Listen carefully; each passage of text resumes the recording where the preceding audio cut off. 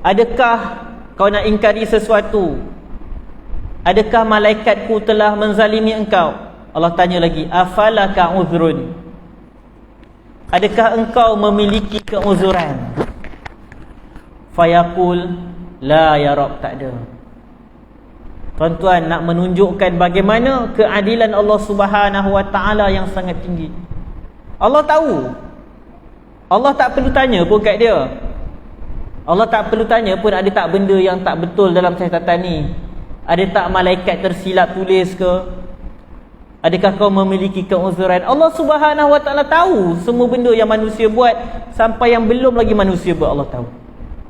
Tapi Allah Subhanahu wa taala menzahirkan keadilan dia, maha keadilan dia. Allah tanya kepada orang tersebut. Jadi orang tu pun kata, aku tak ada keuzuran. Tak ada alasan lah untuk kesalahan-kesalahan yang dia pernah lakukan tu.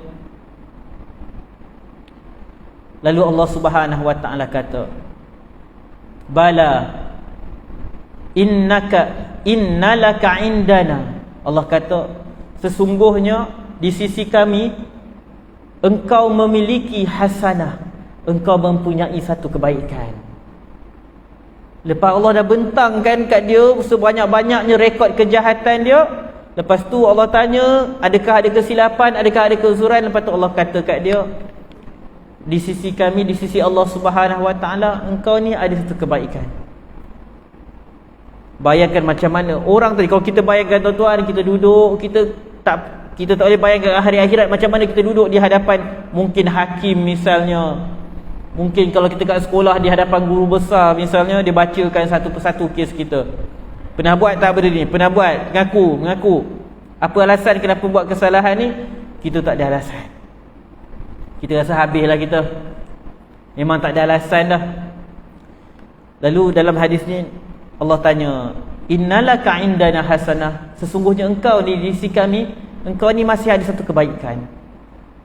Fa innahu la zulma alaikal yaum, sesungguhnya pada hari ini tidak ada kezaliman yang akan menimpa engkau. Tidak ada kezaliman yang akan berlaku. Fatakhruju bitaqatun fiha, lalu dikeluarkan al-bitaqah. Bitaqah ni kad yang kecil tuan-tuan.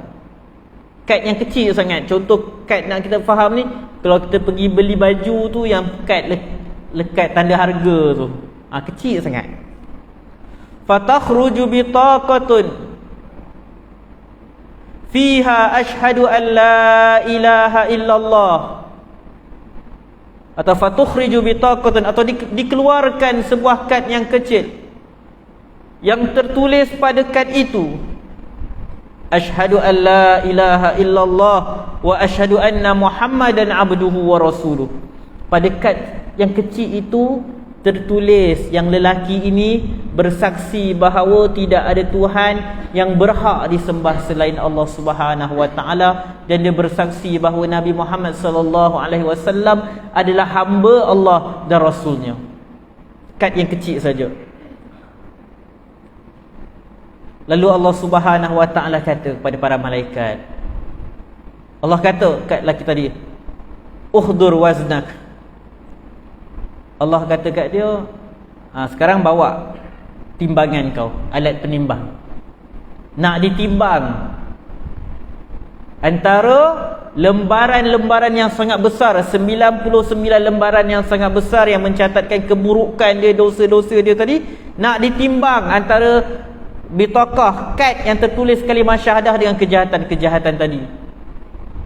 Lalu lelaki tadi bila macam tu dia kata ke Allah, ya Rabb, ya Allah, ma hadhihi al-bitaqah ma hadhihi sijillat. Ya Allah, apalah sangat kad kecil ni kalau nak bandingkan dengan lembaran-lembaran penulisan rekod kejahatan dia yang sangat banyak tu. 99 lembaran, setiap satu lembaran tu sejauh mata memandang, banyak dosa dia. Jadi lelaki ni kata, apalah sangat, kad ni kecil je nak banding dengan dosa dia yang banyak tu. Dia mudah kita nak faham, ambil kad tu, letak kat dacing, letak satu kad, lepas tu ambil buku. Mestilah berat buku pada logik kita kan. Lalu Allah Subhanahu wa taala jawab, faqal innaka la tuzlam. Sesungguhnya engkau tidak akan dizalimi sama sekali. Allah Subhanahu wa taala kata sesungguhnya kamu sama sekali tak akan dizalimi. Fatuda'us sijillat fi kiffatin. Lalu lembaran-lembaran tadi yang mencatatkan kejahatan-kejahatan dia tadi itu diletakkan di atas satu piring dacing tu. Wal bitaqah fi kiffatin. Lepas tu kad yang tertulis kalimah syahadah tu pada satu mangkuk dacing tu lagi. Fatashatis sijillat. Lalu lembaran-lembaran yang sangat besar tadi dan banyak tadi menjadi ringan. Wasakulatil bitaqah. Manakala kad yang kecil tadi menjadi sangat berat pula. Fala yasqulu ma'asmillahi syai'. Tidak ada apa-apa yang dapat menandingi beratnya nama Allah Subhanahu wa taala. Hadis riwayat Imam At-Tirmizi, kata beliau hadis hasan. Tuan-tuan, hadis ni menunjukkan keluasan rahmat Allah Subhanahu wa taala. Tetapi adakah semua orang beriman yang mengucapkan dua kalimah syahadah dapat kelebihan ini? Sebab dalam hadis tadi sebut Allah pilih. Maksudnya bukan semua. Jadi pastilah kita tertanya-tanya, siapa orang ini? Kalau nak kata mengucapkan dua kalimah syahadah, dalam masjid ni pun semua ucap dua kalimah syahadah. Dekat Malaysia ni pun majoriti dia ucap dua kalimah syahadah. Kalau pergi Arab Saudi, lagilah majoriti ucap dua kalimah syahadah. Tapi Allah kata Allah pilih salah seorang daripada umat Nabi Muhammad sallallahu alaihi wasallam ini untuk dapat kelebihan ini. Maka pastilah ada orang kata keistimewaan dia yang tak ada pada orang-orang lain. Al-Imam Ibn Qayyim rahimahullah dalam Madarijus Salikin dia huraikan, innal a'mal la tatafadalu bisuwariha wa adadiha. Sesungguhnya amalan-amalan itu tidaklah dia mempunyai kelebihan berdasarkan bentuknya ataupun bilangannya. Tuan-tuan, kadang-kadang orang dia dua orang atau lebih, mereka semua melakukan ibadah yang sama, tetapi boleh jadi berbeza-beza keadaan mereka.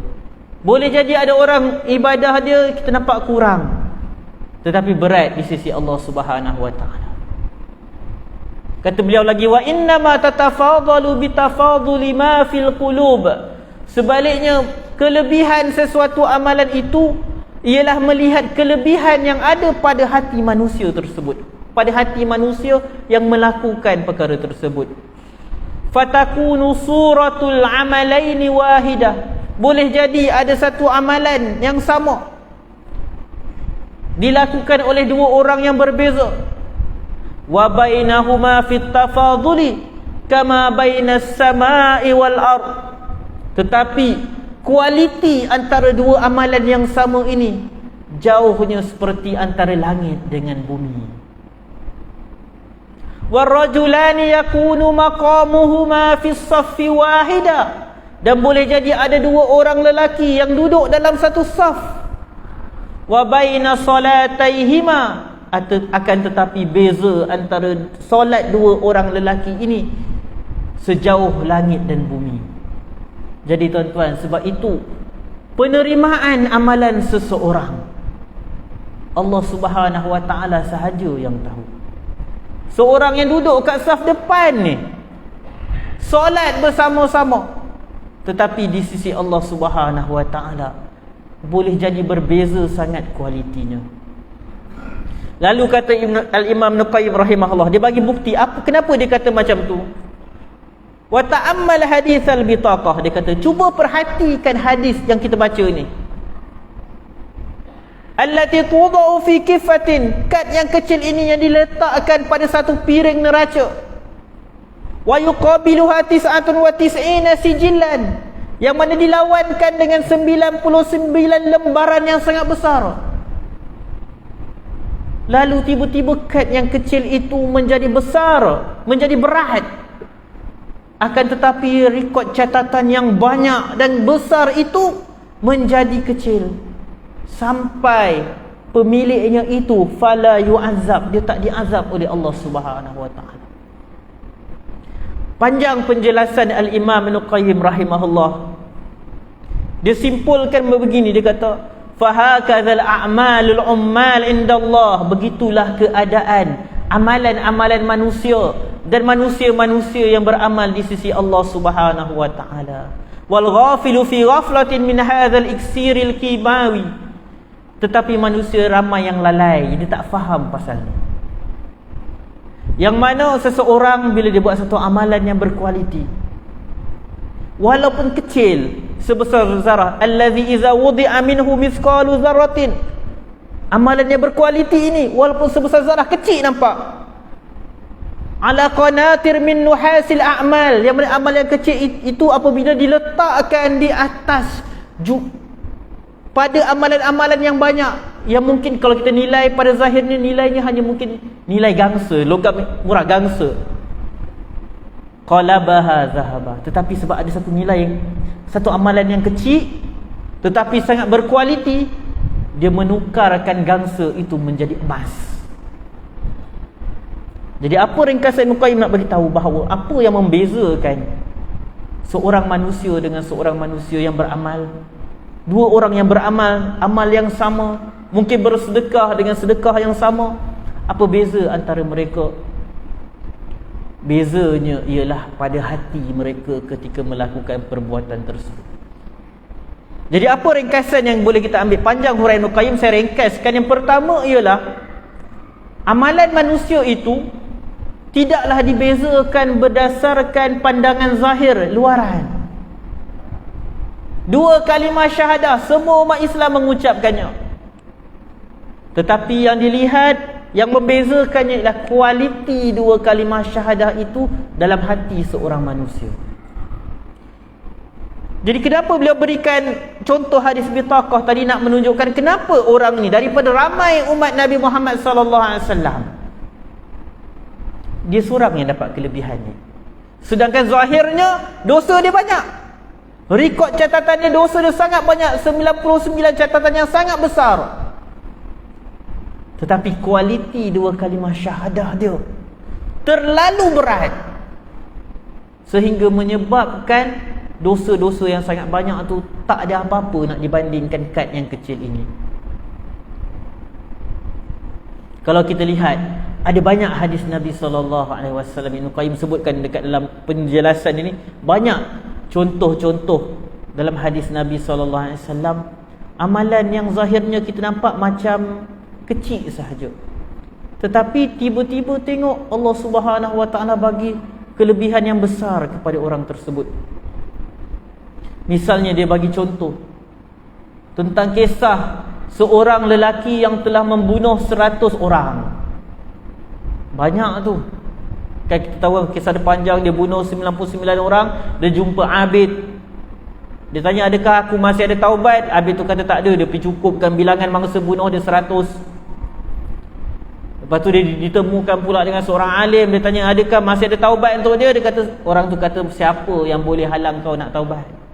Siapa yang berhak menghalang antara kau dengan Allah Subhanahu Wa Taala? Dia bertaubat, dan orang alim tu suruh dia, kau kena pergi pindah ke tempat lain. Dia pindah dalam perjalanan, dia hijrah. Dia nak tinggalkan tempat kampung asal dia. Tempat tu komuniti dia teruk, menyebabkan dia banyak buat maksiat, bunuh orang dan semisalnya. Pindah pergi ke kampung lain, tapi tak sempat sampai tempat yang dia nak hijrah, dia mati. Banyak tuan-tuan kejahatan dia, bunuh orang. Bunuh satu nyawa pun macam kita dah bunuh keseluruhan manusia. Dia bunuh 100 orang. Tapi apa yang buat sampai hanya kerana satu taubat yang dilakukan itu, dua malaikat datang berebut nak ambil dia. Satu malaikat azab, satu malaikat rahmat. Malaikat azab kata, dia ni tak ada buat apa-apa kebaikan pun. Malaikat rahmat kata, tak, dia nak taubat dah. Lalu dengan rahmat Allah datang pula satu malaikat lagi, suruh ukur Dia lagi dekat dengan kampung dia yang asal, atau lagi dekat dengan kampung yang baru yang dia nak hijrah, nak buat kebaikan tu. Dia dekat sikit je. Beza je dengan ke kampung yang dia nak hijrah tu, kurang sejengkal macam tu. Lalu malaikat rahmat ambil dia. Apa yang membezakan dia dengan orang-orang lain yang berdosa? Hati dia. Maksudnya hati dia, syahadah dia, ketakutan dia kepada Allah, kesungguhan dia nak bertaubat tu bersungguh-sungguh, bukan main-main. Banyak lagi contoh macam mana kisah seorang wanita pelacur. Dia buat dosa besar, pelacuran, dosa besar, berzina. Hanya kerana dia bagi minum kepada seekor anjing yang kehausan. Allah Subhanahu Wa Taala ampunkan dosa-dosa dia. Apa sangat kita rasa bagi anjing minum? Tetapi usaha yang dia buat tu, macam mana dia nak bagi anjing tu. Kalau dalam riwayat disebut dia letakkan air dalam kasut dia dan semisalnya. Kerana ketulusan hati dia, maka Allah Subhanahu Wa Taala berat sangat amalan kebaikan yang nampak kecil itu, tapi menjadi sangat berat kerana dibuat datang daripada hati yang betul-betul tulus, ikhlas kepada Allah Subhanahu Wa Taala. Terlalu banyaklah contoh-contoh dalam Al-Quran. Sebab tu Al-Imam Al-Qayyim rahimahullah juga pernah sebut, dia kata macam mana ada kalanya maksiat yang mendekatkan manusia kepada Allah tu lagi baik daripada ketaatan yang buat manusia makin jauh. Saya bagi contoh ni, saya ada pengalaman lah. Ada orang dia tanya saya lah tentang bagi rasuah. Lepas kuliah, Ustaz, apa hukum kita bagi rasuah dekat pihak polis kalau kena saman? Dia kata, yelah Ustaz, kalau kita pergi naik kod pun, bila kita merayu nak kurang, tak kurang pun, jadi baik kita bagi bayar 50 je kat polis tu, dah settle, tak payah naik kod ke apa semua. Tu saya kata, buat apa sampai naik kod, kan boleh bayar online terus. Buat apa naik kod semua? Dia kata, yelah Ustaz nak merayu nak kurang kan, tapi tak dapat, hakim tak bagi juga kurang kan. Dia kata, Ustaz, kita bayar je kat polis tu terus, tak kena saman semua, record semua. Lepas tu saya kata, tak boleh. Tu rasuah. Rasuah tu Nabi SAW kata apa? La'ana Rasulullah SAW ar-rashi wal murtashi. Nabi SAW melaknat pemberi rasuah dan pemakan rasuah. Dia jawab apa tau dia kata? Dia selamat dia jawab. Ya, tapi Ustaz boleh taubat kan lepas tu? Ya Allah, macam tu sekali. Boleh fikir macam tu. Lepas buat maksiat boleh taubat. Saya nak kata apa? Ada dua orang buat maksiat, tapi ada orang dia buat maksiat, dia kata tak apa, nanti lepas buat maksiat aku boleh taubat. Dia seorang lagi dia buat dosa yang sama, atau boleh jadi dia buat dosa yang lebih besar, tapi lepas buat dosa tu dia rasa menyesal, atau waktu buat tu dia dah rasa bersalah dah. Dua-dua buat dosa tuan-tuan, tapi kedudukan mereka di sisi Allah Subhanahu Wa Taala berbeza. Jadi yang tadi tu yang kata nak bagi rasuah kat polis tu, kata nanti boleh taubat. Saya kata kat dia, macam mana kalau lepas bagi rasuah tu mati aksiden? Boleh pula kata dia tu kan, lepas rasuah boleh taubat. Saya kata macam ni kalau lepas dia bagi rasuah, aksiden, mati terus. Diam. Orang mempermainkan taubat dan semisalnya, sedangkan taubat itu datang daripada hati. Tapi kalau ada orang buat maksiat, dosa besar, dengan alasan nanti boleh taubat, itu bukan taubat namanya. Itu bukan taubat. Taubat tu keazaman, tak nak ulang. Tak nak ulang maksiat tersebut. Tinggalkan, berazam tak nak ulang dan menyesal. Tapi perkataan tak apa Ustaz, lepas buat boleh taubat, itu bukan perkataan orang yang menyesal kepada Allah Subhanahu Wa Taala. Itu bukan perkataan menyesal. Taubat tu kena dengan penyesalan. Bukannya seronok, okey tak apa, okey dah bayar rasuah, okey lepas ni balik istighfar 100 kali. Tak jadi. Itu bukan taubat namanya.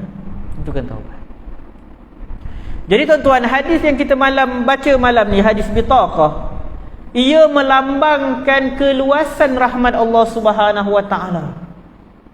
Tuan-tuan bayangkan kita, kalau kita jadi majikan ke bos ke, pekerja kita buat silap sekali, okey tak apalah, maafkan. Berulang kali silap kalau kita syarikat perniagaan sampai rugi peniaga kita sebab kesilapan yang pekerja kita buat ni. Mula-mula kita mungkin bagi surat tunjuk sebab. Dia kata okey, surat tunjuk sebab. Lepas tu warning letter, surat amaran. Dah banyak kali sangat kita kata notis berhenti kerja lah. Itu manusia, tak salah pun kita buat macam tu. Bukanlah zalim. Tapi Allah Subhanahu Wa Taala, tuan-tuan, keluasan rahmat dia. Bayangkan macam mana orang tu, satu-satunya kebaikan yang dia ada ialah 2 kalimah syahadah yang dia ucapkan. Satu-satunya kebaikan yang dia ada ialah 2 kalimah syahadah yang dia ucapkan.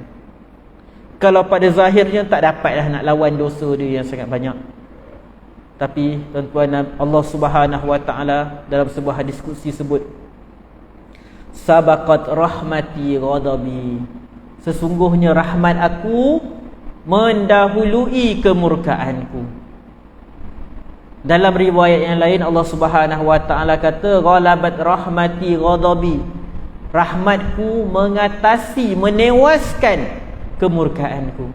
Allah ni Ar-Rahmah, dia sifat Ar-Rahman, Ar-Rahim, dia Maha Rahmah. Dan dia juga Al-Muntaqim, yang Maha membalas kejahatan. Tapi sifat rahmah dia lebih luas. Sebab apa, tuan-tuan? Rahmat Allah ni Allah bagi kat semua orang. Rahmat kat dunia ni Allah bagi kat semua orang. Beriman ke, kafir ke, baik ke, jahat ke, Allah bagi kat semua. Dan tadi hadis qudsi sebut, inna rahmati sabaqat ghadabi, sesungguhnya rahmatku mendahului kemurkaanku.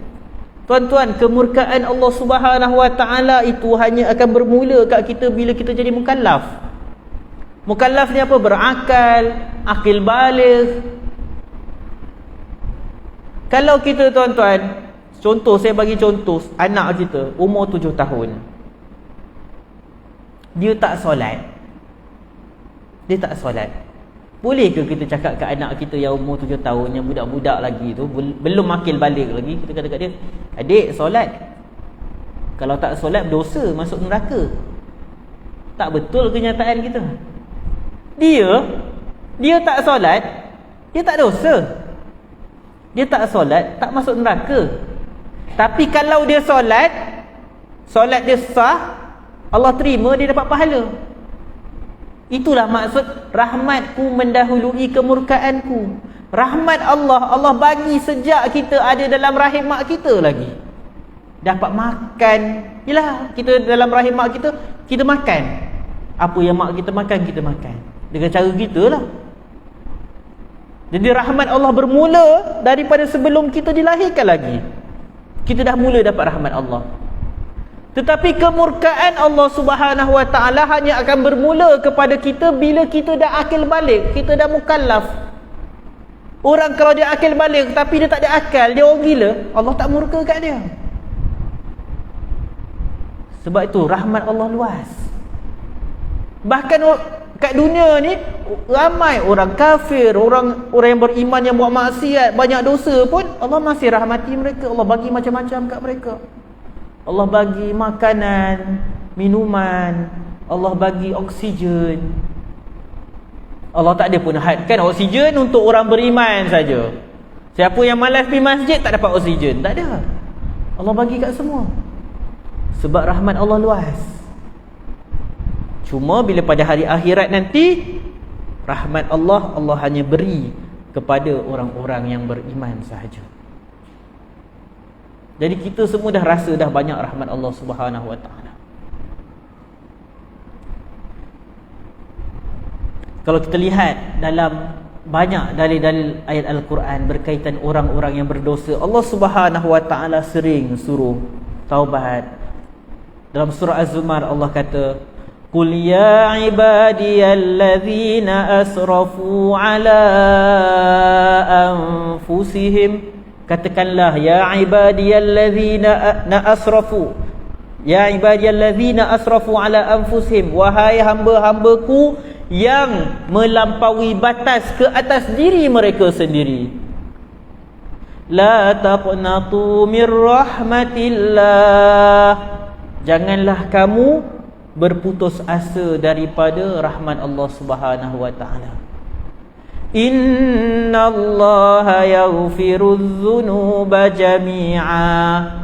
Sesungguhnya Allah Subhanahu wa taala mengampuni dosa-dosa keseluruhannya. Innahu huwal ghafurur rahim. Sesungguhnya dia Maha Pengampun lagi Maha Penyayang. Allah panggil, Allah ajak, wahai hamba-hambaku yang banyak buat dosa, yang menzalimi diri sendiri. Bila kita tuan-tuan, kita buat dosa ke atas, kita tak tunaikan kewajipan, kita zalimi siapa? Kita zalimi diri kita sendiri. Allah bagi tahu, la taqnatu, jangan kamu putus asa daripada rahmat Allah. Sesungguhnya Allah mengampuni dosa kesemuanya. Selagi mana seseorang tu bertaubat kepada Allah Subhanahu wa taala dengan taubat nasuha, Allah janji Allah akan ampunkan dosa-dosa dia. Dalam hadis yang sahih daripada Abu Hurairah, dia meriwayatkan bahawa Nabi SAW bersabda, Inna lillahi mi'ata rahmah. Sesungguhnya Allah memiliki 100 rahmat. Anzala minha rahmatan wahidatan. Lalu Allah turunkan, ada 100 rahmat, Allah turunkan satu rahmat. Bainal jinni wal insi wal bahaim wal hawam. Allah turunkan satu rahmat, yang mana rahmat ini dikongsi kepada jin, manusia, haiwan, serangga. Maksudnya tuan-tuan, rahmat yang kita dapat dekat dunia ni, kalau nak dinisbahkan, nak dibandingkan dengan rahmat Allah yang Allah miliki tu, baru sikit sebenarnya kita guna. Baru sikit diturunkan, itu pun kita dah rasa banyak dah tuan-tuan. Kalau kita boleh katakan dari segi peratusan, macam baru 1% yang Allah turunkan. 1% ni pula kita kongsi dengan semua makhluk yang ada kat dunia ni. Itu pun dah banyak dah. Macam-macam dah kita dapat daripada Allah Subhanahu wa taala. Fabiha yata'atafun wa biha yatarahamun. Dan dengan satu rahmat yang dikongsi ni, yang diturunkan ni, maka makhluk saling sayang menyayangi, kasih mengasihi. Kata Nabi SAW lagi, wa biha ta'tiful wahsyu ala waladiha. Disebabkan rahmat inilah, dengan rahmat yang satu yang Allah turunkan, yang dikongsi dengan semua makhluk inilah, kita nampak, dapat tengok seekor haiwan buas, singa ke, harimau ke, citah ke, yang ganas, dia bunuh haiwan lain. Tapi bila dengan anak dia sayang, jilat semua. Lepas tu kata Nabi SAW, wa akharallahu tis'an wa tis'ina rahmatan. Dan Allah menunda 99 rahmat lagi. Yarhamu biha ibadahu yaumal qiyamah. 99 lagi Allah akan rahmati hamba-hambanya pada hari kiamat.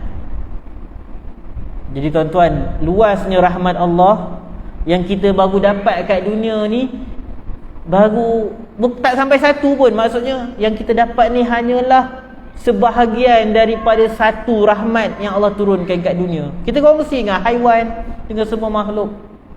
Ada 99 lagi yang sedang disediakan, yang Allah, yang ada 99 rahmat lagi yang menanti di hari akhirat nanti. Jadi tuan-tuan, dalam ayat tadi Allah kata, la taqnatu min rahmatillah. Janganlah kamu berputus asa daripada rahmat Allah Subhanahu wa taala. Kita nak tengok satu hadis, bahaya berputus asa daripada rahmat Allah. Tuan-tuan, Allah dah kata jangan putus asa daripada rahmat Allah. Sebab apa bahaya putus asa daripada rahmat Allah?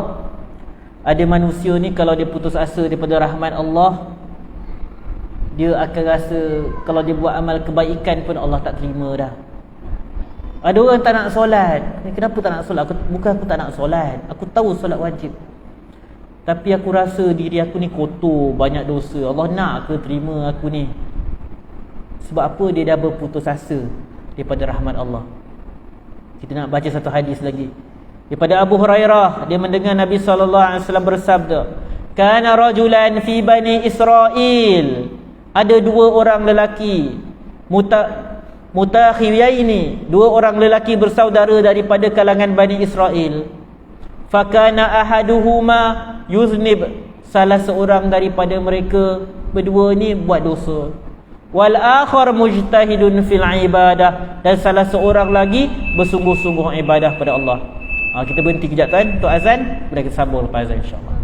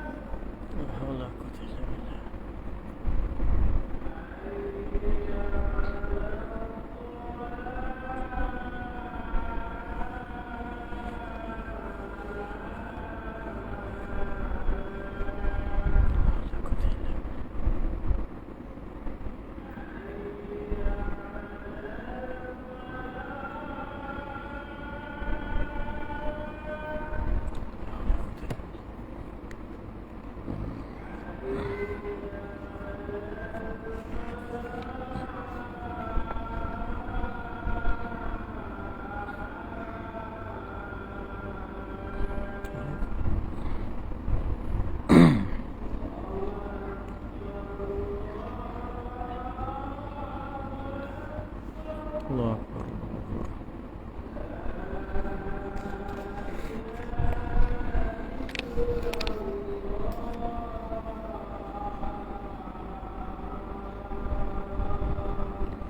La ilaha illallah sallallahu Muhammad wa ala alihi Allahumma rabbana salawati wa salatu al-qa'imati Muhammad wa salatu al-fadilah wa sallallahu Muhammad al-lazi wa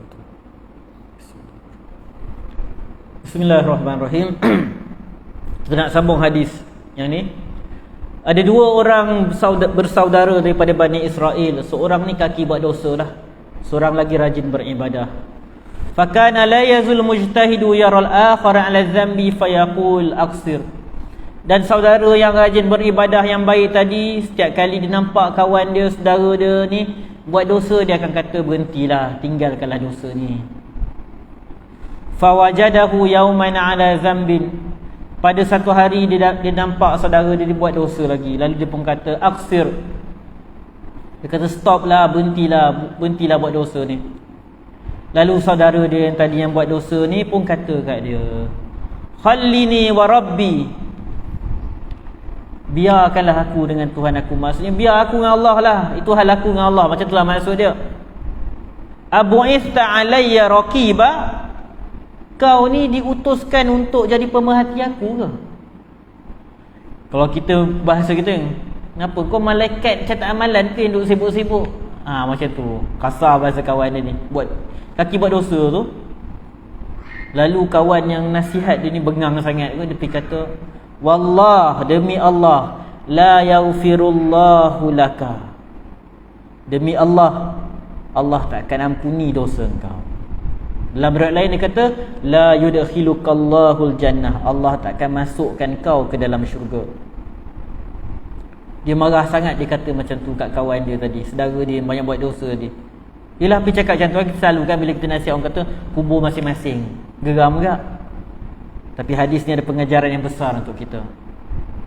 Faqubida arwahuhuma, lalu ditariklah roh keduanya, maksud dimatikan keduanya. Fajtama'a inda rabbil alamin, lalu mereka berdua berkumpul di hadapan Allah Subhanahu wa taala. Lalu Allah kata kepada lelaki yang rajin beribadah tadi, akunta bi aliman, adakah kau tahu apa yang aku nak buat? Sekarang tadi dia kata Allah tak akan ampuni kau. Dia kata kat saudara dia yang banyak buat dosa tu, Allah tak akan ampuni kau. Atau dia kata Allah tak akan masukkan kau ke dalam syurga.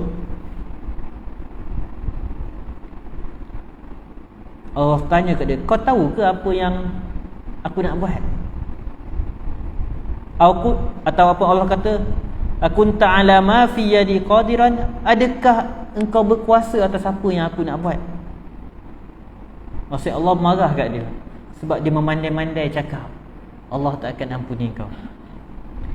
Lalu waqala lil muznib, lalu Allah berkata kepada yang buat dosa tu, fadkhulil jannah bi rahmati, masuklah ke dalam syurga dengan rahmat aku. Waqala lil akhar, Allah kata pula kepada yang lagi seorang, izhabu bihi ilan nar, pergilah ke dalam neraka. Apa dosa yang dia buat? Dosa yang dia buat ialah memandai-mandai cakap kat kawan dia tadi, Allah tak akan ampuni engkau. Kita tak ada hak cakap macam tu kat orang, jahat mana pun dia. Sebab macam kita hurai tadi pada hadis bitaqah, kita tak tahu kedudukan orang tu kat sisi Allah Subhanahu wa taala macam mana sebenarnya. Jadi kita tak ada hak nak kata Allah tak akan masukkan kau dalam syurga, Allah tak akan ampuni dosa engkau. Jadi perkataan tadi itu satu dosa besar, memandai-mandai cakap tentang Allah, Allah tak akan ampuni dia, tak akan masukkan dia dalam syurga. Sebab itulah dia masuk neraka. Dan apa masalah lagi, perbuatan, perkataan itu akan menyebabkan manusia putus asa daripada rahmat Allah Subhanahu wa taala. Kata Abu Hurairah, wallazi nafsi biyadihi, demi Allah, la takallama bi kalimatin aw baqad dunyahu wa akhirahu. Demi Allah, laki tadi tu yang baik, rajin beribadah tu, dia telah mengucapkan satu perkataan yang memusnahkan dunia dan akhirat dia. Sebab dia memandai-mandai cakap Allah tak akan ampuni dosa seseorang. Sebab kita tak berhak cakap macam tu. Sebab rahmat Allah luas. Kita tak tahu pengakhiran seseorang. Kita tak tahu apa yang ada dalam hati manusia. Dan kita tak tahu amal-amal apa yang dia buat di sebaliknya yang kita tak pernah nampak. Kita bukan 24 jam dengan dia. Tiba-tiba kita nak kata Allah takkan ampuni dia, takkan masukkan dia dalam syurga. Bukan kerja kita. Berdosa kita cakap macam tu.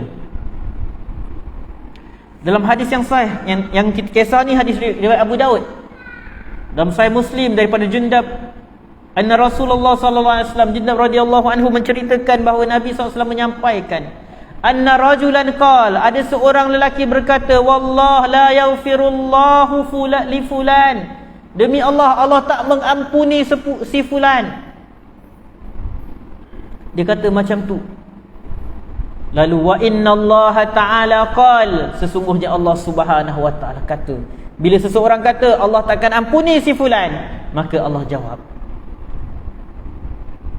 man zal ladzi yata'alla alayya alla aghfira li fulan, siapa yang berani bersumpah, siap sebut demi Allah, Allah takkan ampuni si fulan. Allah jawab, siapa yang berani sangat bersumpah dengan namaku bahawa alla aghfiru li fulan, bahawa aku tak akan mengampuni si fulan,